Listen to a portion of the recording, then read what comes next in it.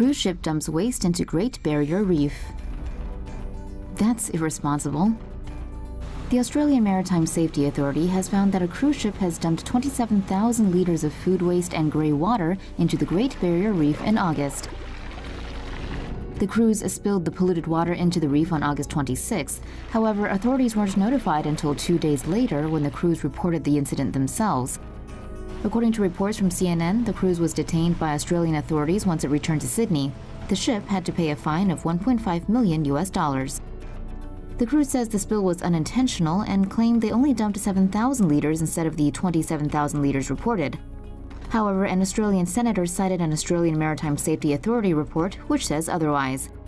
Discharging waste into the barrier reef is a serious offence, as coral reefs in the region are already being damaged due to climate change and environmental damage. Don't we love creatures under the sea? Another catastrophe caused by climate change. Japan's coral reefs are endangered. According to a government study, rising sea temperatures have impacted the ability of Japan's biggest coral reef to recover from bleaching, resulting in only 1% of the reef being in good health.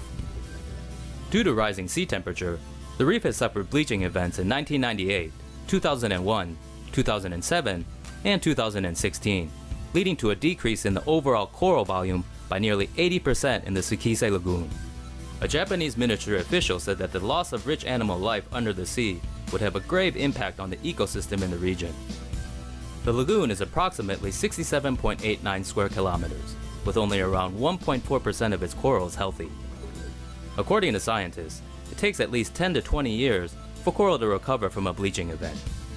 Coral reefs are home to 25% of sea life, even though they only make up 1% of marine environment. The only way for the coral to recover is if sea temperatures drop and algae are able to recolonize them again. Those poor animals. Scientists are concerned by a massive shark die-off in San Francisco Bay, but are unable to get state funding to research the exact cause. 2,000 leopard sharks and hundreds of bat rays, smooth-hound sharks, striped bass, and halibut have turned up dead on San Francisco Bay between February and July of this year. The culprit is suspected to be a parasite known as Miamiensis avidus, which enters the shark's nose and eats away at its brain.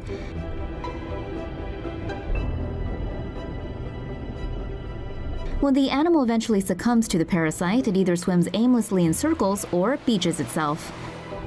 But scientists say only a small fraction end up on shore. Sharks aren't naturally buoyant, so the infected ones sink to the bottom of the ocean once they stop swimming. Leopard sharks are the most commonly spotted victims of the parasite, but it's a lesser concern for the California Department of Fish and Wildlife since the species is not endangered. Scientists fear, however, that other species are also becoming infected and dying, but just aren't washing up on shore. They also worry that the parasite could spread farther along the California coast. It might soon be a permanent game over for coral reefs. Warming waters are hurting the world's coral reefs almost 5 times more than they did 30 years ago. Scientists looked at bleaching data in 100 coral reefs. They found that the frequency of bleaching from warmer waters increased 5-fold from once every few decades to once every 6 years. Bleaching occurs when the reef reacts to stressful changes in temperature, light, nutrients, and other conditions. This makes the reef eject the symbiotic algae in their tissue and turn pale white. Corals can survive and even recover, but continued bleaching eventually leads to death.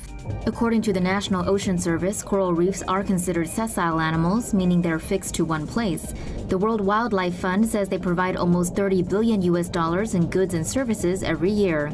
They're also important for tourism, coast protection against heavy storms, typhoons, and even tsunamis. Florida's coastline threatened by toxic algae. According to a report from Tampa Bay Times, Florida's coastline is being threatened by toxic algal bloom, and it seems to be getting worse every year. CNBC reports an algal bloom is a rapid increase of the population of algae in a relatively short period of time and can take place on freshwater or marine water systems. Algal bloom is caused by the overabundance of nutrients, nitrogen, and phosphorus. These nutrients typically come from rainfall and wastewater outflows. The nutrients combined with the temperatures of the sea, sunlight, and water movement can work to trigger an algal bloom. According to the EPA, the toxic blooms hurt marine life by blocking out sunlight, as well as creating toxins that hurt small fish and shellfish after they consume it. Not only do the algae hurt the environment, they also end up creating dead zones in the water where aquatic life can no longer survive because of the lack of oxygen, forcing marine life to either leave the area or die. Tampa Bay Times reports environmentalists are urging the state government to do more to address its polluted water.